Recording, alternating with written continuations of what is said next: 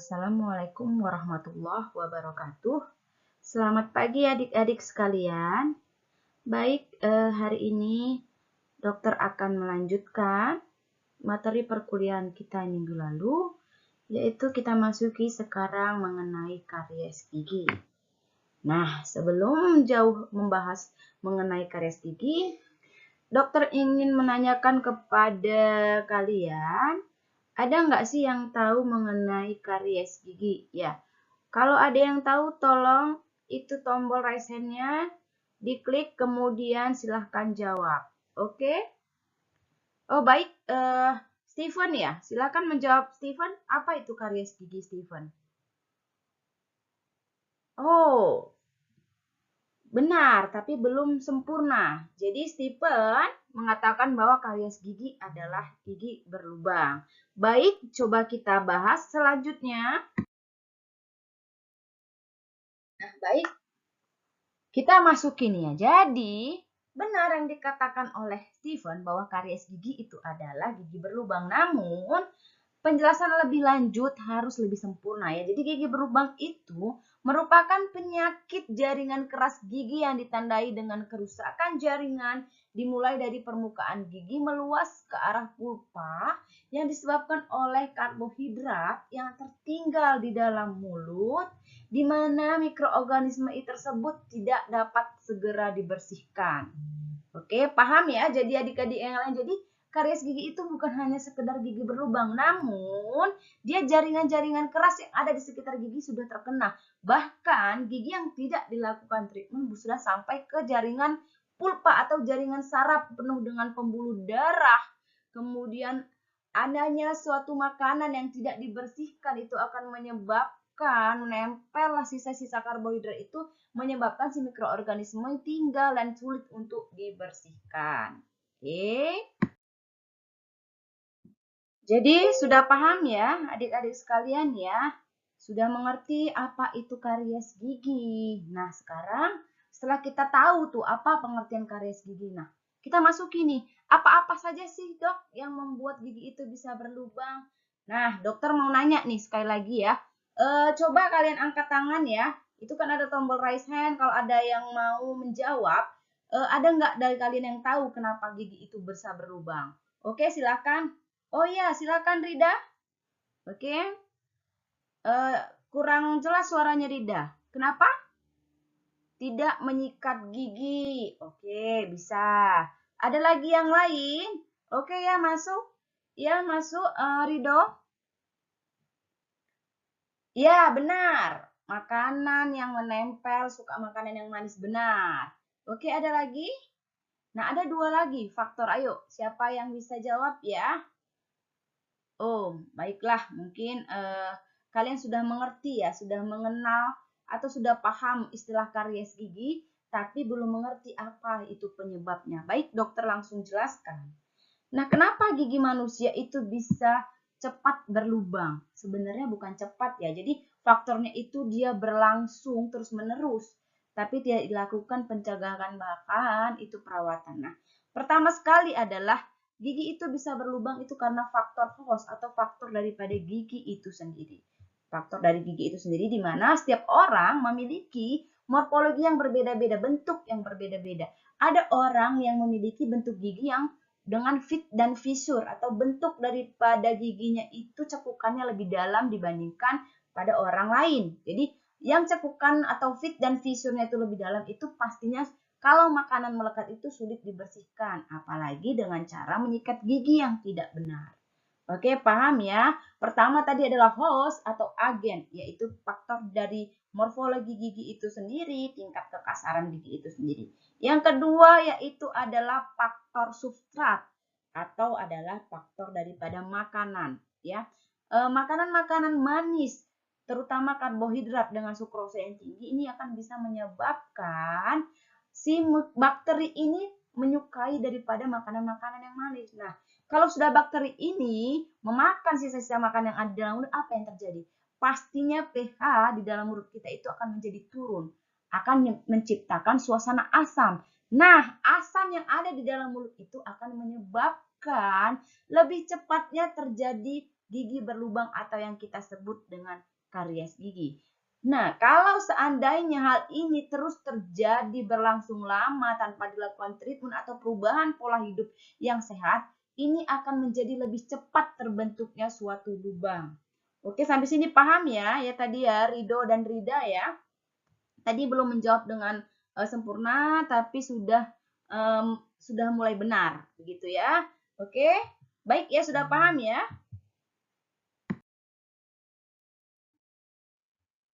Baik, agar kalian lebih mengerti, dokter coba ulangi sekali lagi ya. Jadi penyebab daripada gigi karies itu adik-adik harus ingat ada 4. Oke, yang pertama adalah apa? Faktor host, benar sekali. Nah, faktor host atau tuan rumah itu adalah faktor daripada gigi kita itu sendiri. Jadi setiap orang memiliki morfologi gigi yang berbeda-beda. Kita diciptakan oleh Tuhan itu memiliki karakter atau morfologi gigi yang berbeda-beda. Nah, ada morfologi gigi dengan cekukan yang dalam, ada morfologi gigi dengan kandungan kristalografis yang lebih sedikit, ada kandungan kimia yang berbeda-beda. Nah, kenapa seperti itu? Karena gigi merupakan suatu alat pembeda antara satu orang dengan orang lainnya. Nah, bahkan gigi juga dipakai sebagai metode dalam pengenalan kalau seandainya suatu terjadinya kecelakaan, maka untuk mengenali orang itu siapa juga bisa dikenali dari gigi. Nah, itu mengapa morfologi gigi orang itu berbeda-beda diciptakan oleh Allah. Baik, yang kedua adalah faktor agen atau faktor mikroorganisme. Nah, faktor yang sangat penting terjadinya karies itu adalah faktor plak gigi. Adanya plak gigi ini berhubungan dengan substrat atau sisa makanan yang tidak dibersihkan. Nah, plak tersebut melekat erat pada permukaan gigi yang tidak dibersihkan setelah kita makan makanan yang manis dengan karbohidrat yang tinggi, di mana karbohidrat itu akan mengandung sukrosa. Kita tahu sukrosa itu adalah makanan utama yang disukai oleh bakteri. Seperti apa dok makanan yang disukai oleh bakteri itu? Karbohidrat tinggi, makanan yang donat, makanan yang manis. Makanya kalau kita setelah makan makanan yang manis itu dianjurkan adalah minum air putih. Ingat, minum air putih. Tidak langsung menyikat gigi, itu adalah cara yang salah. Karena menyikat gigi setelah makan makanan yang manis akan menciptakan penyakit yang lain lagi yang disebut namanya erosi atau dia terkikis. Itu tidak boleh malahan ya. Jadi plak gigi ini sangat erat hubungannya dengan terjadinya karies. Nah, bakteri-bakteri apa saja dia dok? Dia adalah kokus positif, yaitu Streptococcus mutans, Streptococcus sanguis, kemudian adanya Streptococcus mitis dan Streptococcus salivarius. Nah, setelah faktor tadi plak gigi, hubungannya adalah faktor substrat atau makanan. Nah, ingat, yang paling penting adalah karbohidrat ini adalah penyebab utama daripada terjadinya karies. Makanan yang manis, banyak kan sekarang makanan-makanan yang cepat saji atau makan minum-minuman yang manis itu menyebabkan pH mulut kita menjadi nurun atau berkurang. Sehingga lama-kelamaan itu akan menjadi asam. Nah, kita tahu banyaknya mikroorganisme dengan suka dengan pH mulut yang asam. Kenapa? Karena ini akan menyebabkan si gigi menjadi lebih mudah berlubang. Nah, sebaliknya, makanan yang baik itu adalah makanan yang kandungan dengan adanya lemak dan protein. Nah, bahkan dalam suatu penelitian, orang-orang dengan makanan lemak atau protein itu hanya sedikit karies giginya, bahkan tidak dijumpai sama sekali adanya karies atau gigi berlubang. Nah, berarti lemak dan protein itu memegang peranan dalam menjaga kebersihan daripada si gigi. Nah, ingat berarti makanan itu sangat berpengaruh. Selain adanya plak gigi, makanan juga berpengaruh terhadap timbulnya suatu karies. Nah, sampai sini paham ya adik-adik? Kalau ada yang ditanyakan, silahkan. Oke, sampai sini paham ya? Kemudian setelah 3 hal tersebut terjadi, gigi itu tidak lantas langsung berlubang pada satu hari, tidak. Yaitu berlangsung lama. Dia dalam suatu penelitian itu bisa 6-8 bulan. Artinya bisa sampai 4 tahun terjadinya gigi berlubang. Jadi Allah menciptakan gigi kita itu sudah sangat kompleks susunannya, di mana morfologi orang berbeda-beda. Bahkan gigi itu nggak langsung berlubang kalau kita makan yang manis. Bayangkan seandainya kita makan yang manis itu langsung berlubang, apakah tidak semua gigi orang-orang di Indonesia terutama itu ompong, ya kan? Nah, jadi syukuri apa yang sudah diciptakan oleh Tuhan ya. Jadi ingat sekali lagi, etiologi penyebab karies gigi itu ada 4, host, plak, substrat, dan waktu. Oke, next kita lanjut. Kemudian hal yang paling penting untuk kita ketahui adalah bagaimana pencegahan daripada gigi berlubang itu sendiri. Nah, yang pertama adalah rutin kunjungan ke dokter gigi minimal 6 bulan sekali. Nah, hal yang biasa dilakukan oleh orang pada umumnya adalah datang ke dokter gigi kalau sudah ada keluhan. Inilah kebiasaan yang salah. Nah, dari sekarang itu harus dirubah pola hidup yang sehat dengan kebiasaan yang baik. Sebaiknya adalah kunjungan ke dokter gigi itu minimal 6 bulan sekali. Nah, kemudian yang kedua adalah kebiasaan yang baik berikutnya adalah sikat gigi 2 kali sehari dengan cara yang benar. Nah, sikat gigi 2 kali sehari sewaktu pagi setelah makan dan malam sebelum tidur. Oke, dan cara menyikat yang benar. Oke, sikat gigi yang baik itu adalah dengan cara untuk gigi depan dengan gerakan atas dan bawah itu gerakan vertikal, atas bawah.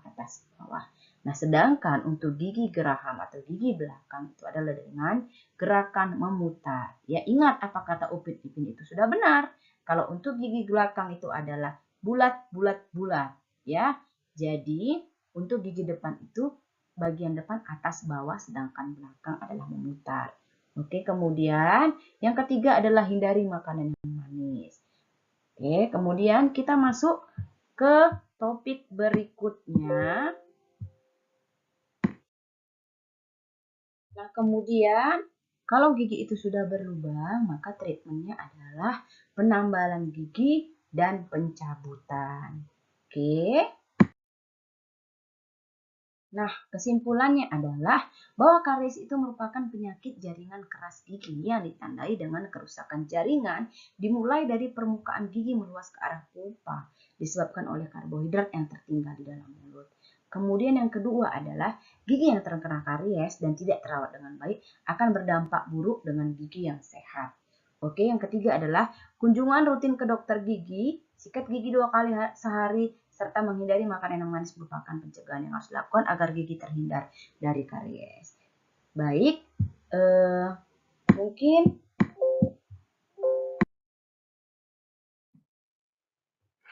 demikian topik kita hari ini. Berhubung waktu masih ada 5 menit lagi, ya, kalau ada yang ditanyakan silahkan. Oke, ya Ima, silahkan Ima. Oke, baik.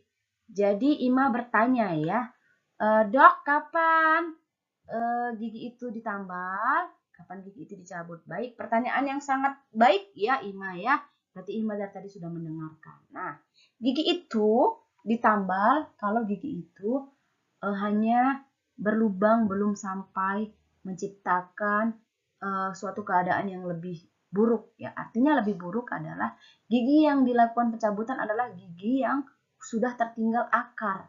Nah, pencabutan gigi adalah treatment paling akhir dalam perawatan kedokteran gigi. Nah, gigi yang tidak bisa ditambah lagi atau keadaan gigi yang sudah sangat parah, fraktur yang sudah sampai ke akar itu tidak bisa dilakukan penambalan. Nah, kalau penambalan itu adalah gigi-gigi yang berlubang hanya sampai ke email. Kita ingat jaringan gigi itu ada 3. Gigi bagian luar itu email, dentin, dan pulpa. Nah, email dan dentin itu bisa ditambal biasa. Sedangkan pulpa itu harus dilakukan treatment saraf. Oke, baik. Apakah sudah jelas, Ima? Oke, terima kasih. Baik, Dokter akhiri ya, karena waktu juga sudah menunjukkan pukul 10. Kita jumpa di topik berikutnya. Billahi taufiq wal hidayah. Assalamualaikum warahmatullahi wabarakatuh. Selamat siang adik-adik.